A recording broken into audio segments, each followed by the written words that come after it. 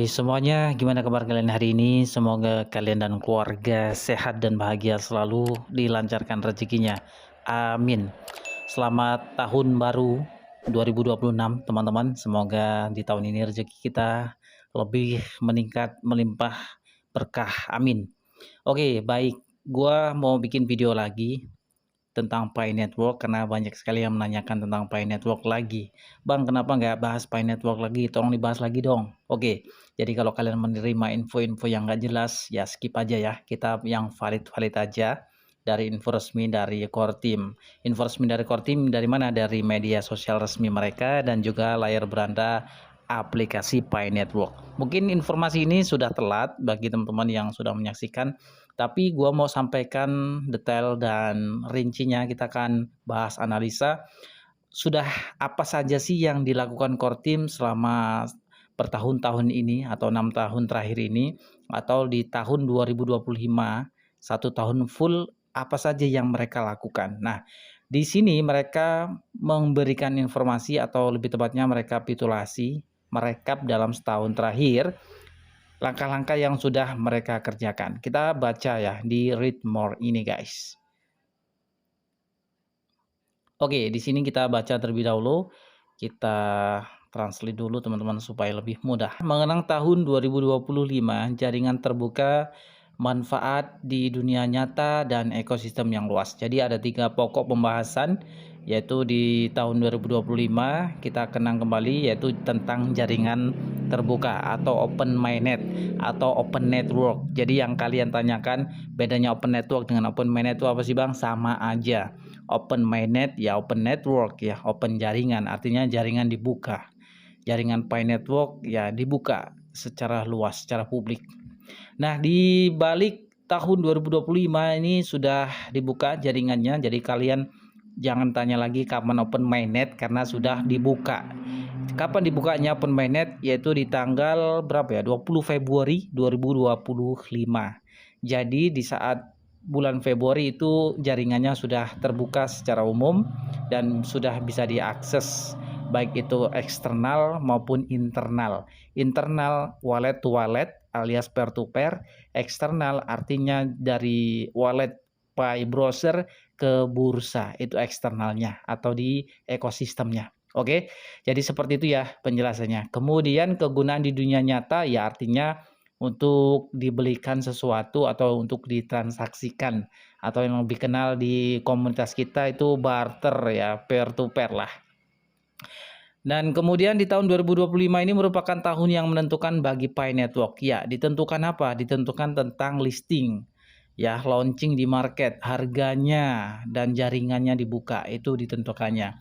Nah, di sini dijelaskan pada bulan Februari ya, Pi Network meluncurkan Open Network, oke? Artinya jaringannya dibuka. Itu intinya di tahun 2025 di bulan Februari di paragraf pertama. Kemudian Pi terus membangun dan menghadirkan fitur-fitur yang mendukung strategi jangka panjangnya sekaligus berekspansi ke vertikal dan sumber daya baru yang memperkuat kegunaan bagi para pionir dimanapun.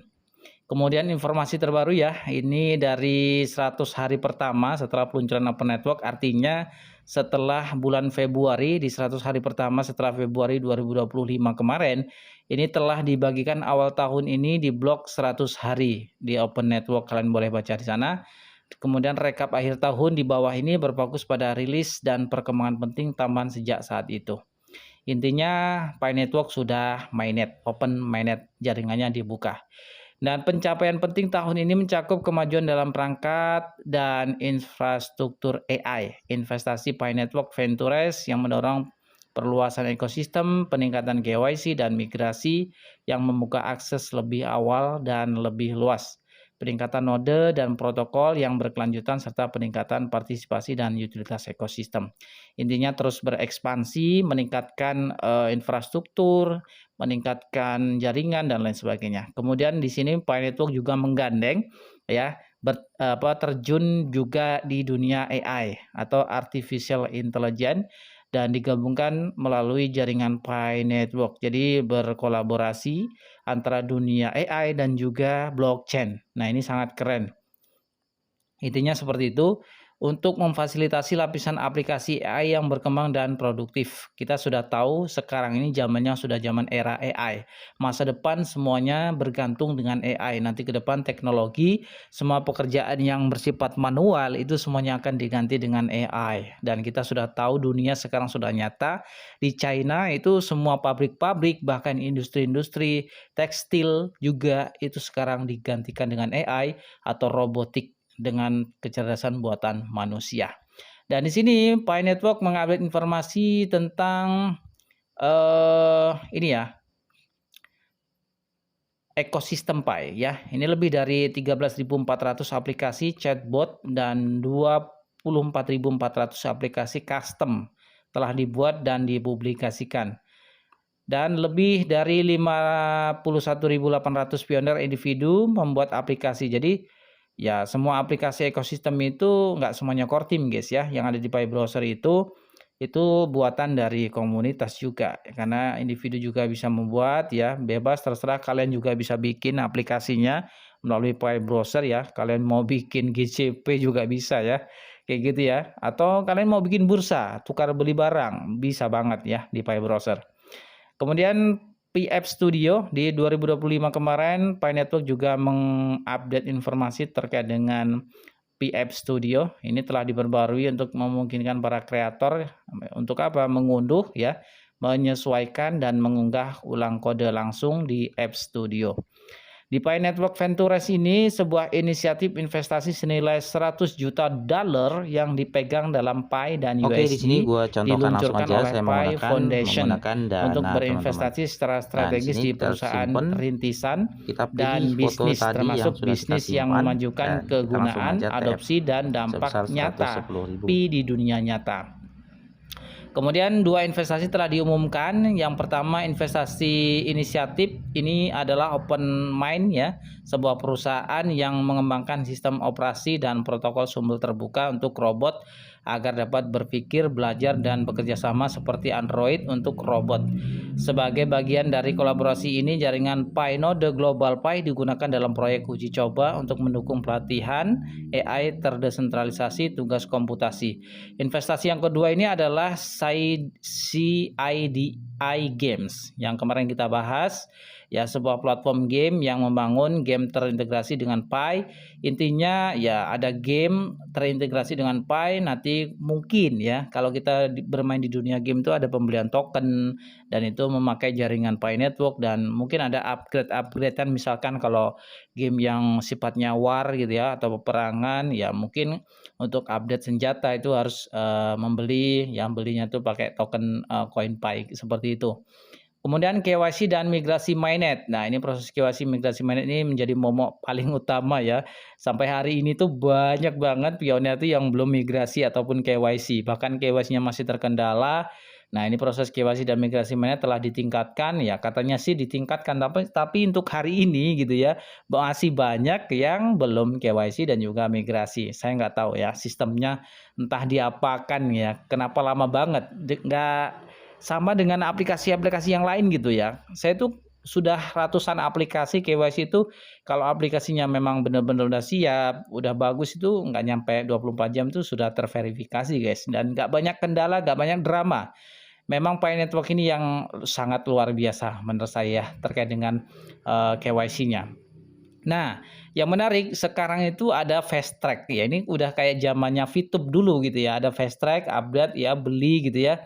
Sama dengan Pi Network juga ini teman-teman ya. Aduh, saya sedikit agak belepotan. Fast track KYC telah rilis. Nah, artinya kalau kalian mau percepatan KYC gitu ya, fast track ini percepatan. Ini ada strategi untuk kalian lebih cepat untuk melakukan KYC. Caranya bagaimana? Nah, ini memungkinkan para pioner baru dan non pengguna untuk menyelesaikan fast track KYC agar dapat berpartisipasi dalam ekosistem mainnet lebih awal dari sebelumnya. Ya, intinya kita membelilah, fast track itu membeli token ya atau percepatan. Kemudian pemeriksaan proses sistem memungkinkan lebih dari 3,36 juta pengguna yang telah terverifikasi KYC, sementara untuk sepenuhnya melewati proses KYC dari lebih dari 4,76 juta pengguna perintis yang telah diverifikasi sementara dan memenuhi syarat. Kenapa ada verifikasi sementara gitu ya? Saya juga heran ya. Kenapa nggak langsung diverifikasi? Kenapa ada sementara gitu ya? Kayak semacam ada indikasi ditunda-tunda gitu teman-teman ya. Kemudian integrasi AI tambahan, ada tambahan AI ya terkait dengan KYC. Sekarang kalau yang dulu itu manual antara apa namanya kontributor, sekarang itu ditambahkan diintegrasikan dengan AI untuk KYC-nya ya. Untuk apa? Proses standar lebih cepat katanya ya, lebih diskalakan sambil tetap mempertahankan akurasi. Ini untuk intinya mempercepatlah ini memvalidasi hingga 50%, mengurangi hambatan terkait validator dan berpotensi mengurangi waktu pemrosesan KYC standar. Artinya ya ditambahkan ada sistem AI-nya juga untuk verifikasi KYC-nya. Katanya seperti ini ya. Ya, kita nggak tahu lah ke depannya ya. Mungkin sepenuhnya itu AI semua, nggak perlu kontributor ya. Karena jadi kontributor juga sejauh ini belum ada bonus yang masuk ya. Saya itu memverifikasi ada beberapa orang dapat 100 orang atau berapa itu dari luar negeri, China dari luar negeri juga, pokoknya banyak itu sampai hari ini juga belum dapat ini ya bonus untuk apa sebagai kontributor.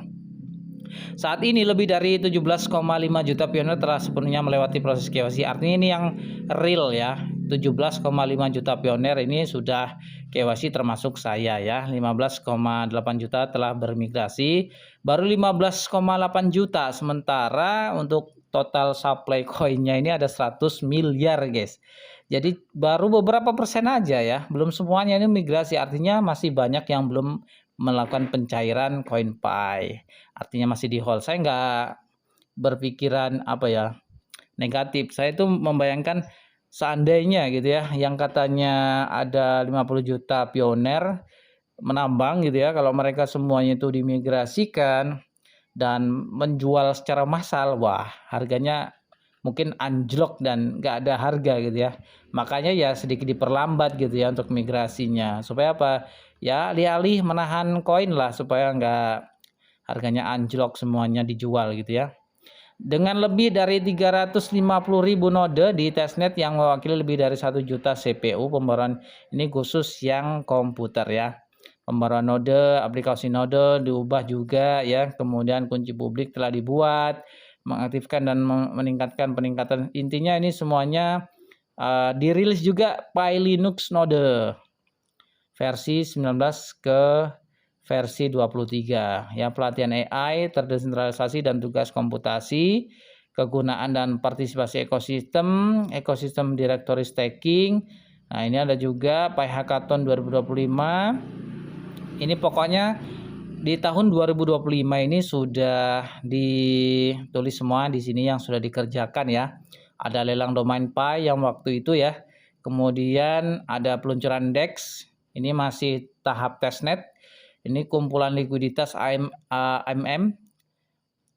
Kemudian dan fitur pembuatan token di testnet memberi pengembang dan pioner lingkungan langsung untuk mencoba mekanisme keuangan terdesentralisasi DEX. Ya decentralized exchange. Kalian mau jual ya, kalian mau tukar koin Pi kalian ke USDT atau ke Bitcoin, itu semuanya ada di DEX Pi Network ya, di DEX Pi Browser. Kemudian Cheng Diovan, salah satu dari dua pendiri Pi, berbicara di token 2049 di Singapura yang waktu itu ya, di mana presentasinya ini mengeksplorasi bagaimana blockchain dapat mendorong utilitas dan dampak sosial yang nyata, terutama di era AI ya, menyoroti tantangan saat ini di Web3 dan solusi potensial untuk mendorong ruang kripto menuju inovasi yang lebih besar dalam utilitas dunia nyata daripada hanya berfokus pada likuiditas. Kemudian Pi Network di tahun 2026 lebih banyak pembangunan utilitas dan kasus penggunaan. Jadi dari semua updatean ini itu nggak ada satupun kata-kata yang menyebutkan GCP. Jadi kalau kalian mendapatkan informasi-informasi yang memberikan angin surga, 100% itu hoax. Percayalah ya. Perkataan saya tuh nggak pernah menyimpang. Oke, kalau kalian masih berharap satu Pi itu bisa bikin kalian kaya, itu fix pembodohan. Oke, semoga bermanfaat. Thanks for watching and see you next video. Bye bye.